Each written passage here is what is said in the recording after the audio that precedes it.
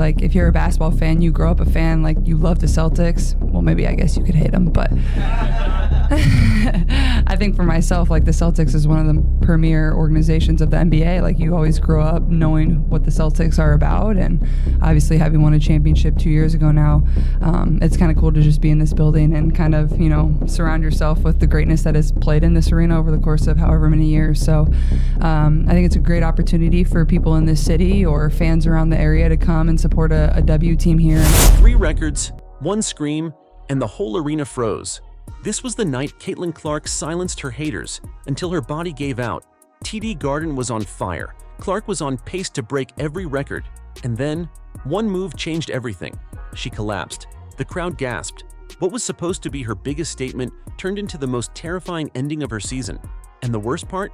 Nobody saw it coming. Another game last year had great attendance and great energy, so I'm expecting the same tonight. But for myself, like, you don't take these opportunities for granted. Like, it's always fun to go to a new arena and a new place and enjoy it, and I, you know, expect the same here tonight. The last time Indiana faced the Connecticut Sun, the game spiraled into controversy before halftime. The plays weren't just aggressive, they were reckless. JC Sheldon delivered an eye poke so blatant it became a viral talking point across platforms. Marina Mabre body-checked Clark in a moment so physical it would have drawn a flagrant foul in most leagues. Yet, incredibly, it didn't even lead to an ejection. The game felt less like a WNBA matchup and more like a test of endurance. Commentators were outraged. Fans were furious. Even neutral observers began questioning if this was targeted violence against the league's brightest young star. But Caitlin? She didn't complain. She didn't retaliate. She simply remembered. Every foul that wasn't called, every shoulder that dug into her ribs, every glance from the referees that looked the other way. And when this rematch was scheduled, it wasn't just another date on the calendar, it became a statement opportunity. The message was clear. You can bruise her, you can rattle her, but you can't break her. When the Fever stepped onto the TD Garden floor, it wasn't just a team taking the court. It was a unit fueled by rage, memory, and a hunger to rewrite what happened last time. This wasn't just basketball, it was redemption dressed in Indiana jerseys. The announcers here are saying, of course, Marina Mabre is going to get ejected because that was unwarranted. She literally came out of nowhere and chucked Caitlin Clark. There should be a flagrant one, of course, on JC Sheldon because she swiped her and hit her in the eyeball. Whether it is intentional or not, you can still have a flagrant a flagrant foul called on you, whether you are trying to intentionally hurt somebody or not. But this is what they called you guys. TD Garden has seen its fair share of iconic moments, but what happened on this night was something entirely different. The arena, usually home to green and white Celtics roars, was suddenly overtaken by a sea of navy and yellow. Nearly 20,000 fans had packed the stands, not for the Connecticut Sun and certainly not for Boston basketball. They came for Caitlin. They came for the Fever. And from the first whistle, it was clear. This wasn't an away game for Indiana anymore. It was a homecoming party, just in disguise. Chants of "Let's go Fever" thundered through the rafters, echoing like playoff noise. The energy was electric, alive, and 100% behind the 22-year-old who had turned the league upside down. This wasn't just a crowd supporting their team. This was an army showing up for their general. And Clark felt it. You could see it in the way she carried herself. Calm, focused, locked in. Every cheer felt like fuel. Every sign that read, "I've got the Fever," was a reminder that she wasn't just playing for her teammates. She was playing for a movement. Even the Sun players looked stunned, like they were guests at their own home game. And as the night wore on, that energy only grew louder, pushing Indiana further and further towards something special. This is what they called. Caitlin Clark, Marina Mabre, Tina Charles were assessed with technical fouls on Tuesday. Caitlin, Marina, and Tina Charles. Technical fouls. That's it. Technical fouls. That's it. And JC Sheldon was assessed with a flagrant 1 foul, and no players were ejected. If there was ever a time for backup, this was it. And Caitlin Clark found hers in Sophie Cunningham. From the first quarter, Sophie sent a message, not just to the Sun, but to the entire league. No more cheap shots, no more unchecked aggression. If anyone came for Clark, they'd have to go through her first. Every time Connecticut tried to push the line physically, Cunningham pushed back harder. Her defense was gritty, her screens were brutal, her energy was infectious. And while she hit threes and made clutch plays, it was her presence, her refusal to back down, that set the tone for the Fever's attitude. Sophie didn't just play basketball that night, she became the emotional spine of a team that was finally ready to stop being bullied. This wasn't June anymore, and it certainly wasn't the same Indiana squad that had been knocked down without a response. With Cunningham standing tall beside Clark, the Fever looked like a team that wouldn't just play through the contact, they'd make opponents regret ever throwing it. Brutal. That's all you can say, and the look on Caitlin Clark's face said it all. After she clearly tweaked her groin in the Fever win over the Connecticut Sun in what has been an injury-riddled season for Clark, and whether it was pain or frustration or a combination of both, you could see it weighing on her. Sometimes, basketball is poetry. Not in the highlights, but in the rhythm, the way a team flows when everything clicks. That's exactly what happened when Caitlin Clark took full command of the point guard role again. Suddenly, the stagnant offense that had been plaguing the Fever for weeks disappeared. The ball was moving, players were cutting, space opened up everywhere. Clark wasn't just running the offense, she was composing it like a symphony. One touch here, a no-look pass there, drawing defenders and dishing to open shooters. And even though her own shots weren't falling, it didn't matter, because everyone around her started thriving. This was Indiana's identity, rediscovered in real time. This was the basketball that made fans believe in April. And it all came back the second Clark was given the green light to lead again, her way. You'd be forgiven for glancing at the box score mid-game and thinking Clark was having an off night. 4 for 14 shooting? Just one made three-pointer? On paper, it didn't scream dominance. But that's the trap casual fans fall into, thinking numbers tell the whole story. Because what Clark was doing couldn't be captured by a stat line. It was in the pace she set, the way the defense scrambled every time she touched the ball. It was in her vision, finding shooters, slipping passes through tight windows, dictating the tempo like a conductor leading an orchestra. It's the kind of game only students of basketball can truly appreciate. Clark didn't need to dominate the scoreboard to dominate the game. She made her teammates dangerous. She drew attention away from them so they could thrive. Her gravity opened up Kelsey Mitchell. Her patience fed Natasha Howard, and her unselfishness brought out the best in everyone.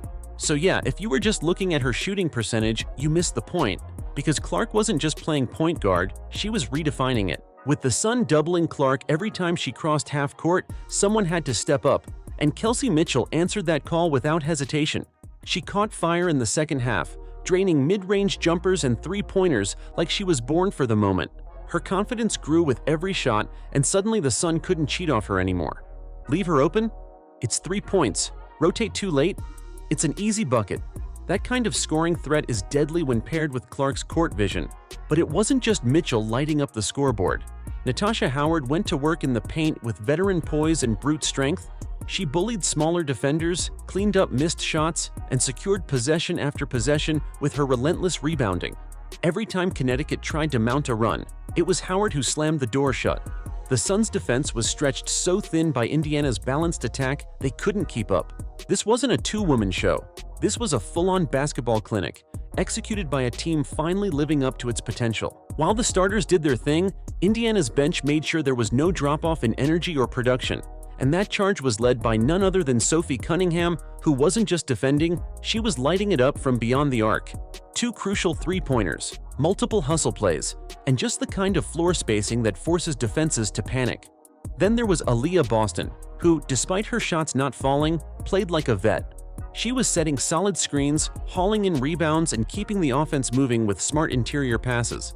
It's these little things that turn a good team into a dangerous one. Everyone knew their role. Everyone contributed. When your bench plays like starters, when your starters share the ball like a unit, and when your superstar orchestrates all of it, good things happen. That's exactly what Indiana gave their fans that night. A complete performance built on chemistry, hustle, and trust. And while the scoreboard showed a solid 85-77 win, the real victory was in the way they played. While the fans were caught up in the Fever's redemption win, something incredible was happening in the background. Without fanfare, without flash, Clark was rewriting the WNBA record books again. First, she became the fastest player in league history to reach 450 assists, breaking the old record by 9 full games. That's not just impressive, it's unheard of, especially for a rookie. Then came the second milestone, 150 three-pointers faster than anyone before her. And if that wasn't enough, she extended her streak to 40 straight games with at least 5 assists, setting a new WNBA standard. And what makes these records even more jaw-dropping, she hit all of them in the same night, on the road, against the same team that nearly injured her out of the league just weeks earlier. Clark didn't need a highlight reel to prove her greatness. She let her consistency, resilience, and leadership speak louder than anything else. These weren't fluke stats. They were a reflection of her basketball IQ, her toughness, and her refusal to let bad nights define her. That's what separates stars from legends. For 40 minutes, Clark had been the embodiment of focus. But with just over a minute left, everything changed. After dishing a perfect assist to Kelsey Mitchell, she winced. Her right leg locked up, and in a split second, the confident, composed leader turned into a player in pain. She clutched her groin, walked gingerly to the bench, sat down, and the camera caught it all. Her head down, her face tight with discomfort, and then tears. Clark, who rarely shows emotion during games, was visibly shaken. The injury wasn't just physical, it was psychological. The same groin that had been bothering her for weeks had just flared up again. And as trainers surrounded her, the fans who had been roaring moments before fell silent. You didn't need a medical degree to understand what was happening. Clark was hurt. Again. And with All-Star Weekend just days away, everything she'd built this season suddenly hung in the balance. From history maker to injured captain in under 60 seconds. Groin injuries are deceptive. They don't always show their full damage immediately, but they linger. They nag. They flare up when you push just a little too hard.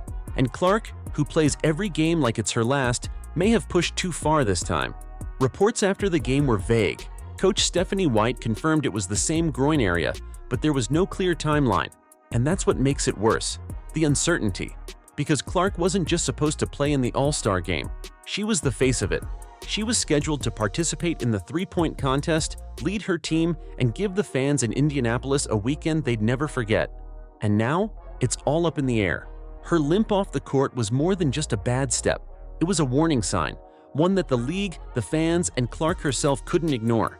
In a night filled with triumph, it was a cruel reminder that everything in sports, everything can change in an instant. With so much focus on the physical battle and Clark's quiet orchestration of the offense, few people in the building realized that something extraordinary was happening behind the scenes. Caitlin Clark wasn't just leading the team, she was quietly shattering WNBA records in real time. Without the usual media frenzy or in-game graphics flashing her stats, she reached 3 major milestones in one night. First, she became the fastest player in WNBA history to reach 450 career assists, doing it in just 53 games, a record that had stood untouched for decades. Then came the second, 153 pointers faster than anyone before her. And just when that seemed impressive enough, Clark also extended her streak to 40 consecutive games with at least 5 assists, the longest such streak in league history. These aren't just numbers, they're blueprints of what it looks like to redefine a position. While other rookies search for footing, Clark is rewriting what's possible. Her scoring was off, sure, but she was doing what true greats do, making everyone around her better, night after night, without demanding the spotlight. It was supposed to be the perfect ending. The fever had taken control. The crowd was on their feet. Clark had quietly made history. But then, in the final minute, everything changed. After a beautiful pass to Kelsey Mitchell that helped seal the win, Clark took a single step and immediately reached for her right leg. She grimaced. She limped. She walked toward the bench with her head down. And everyone watching knew this wasn't a cramp or minor tweak. This was serious. She sat down slowly, holding her groin. Trainers rushed in. Her teammates leaned in with concern. And on her face, you could see it. Not just pain, but frustration. This was the same injury that had sidelined her weeks earlier, and now it was back. The timing couldn't have been worse. The entire arena that had roared for her all night fell silent. What should have been a celebration of triumph turned into a wave of anxiety. Because groin injuries don't just disappear, they linger. And this one, it looked like it was here to stay. What made the moment even harder to swallow was the timing.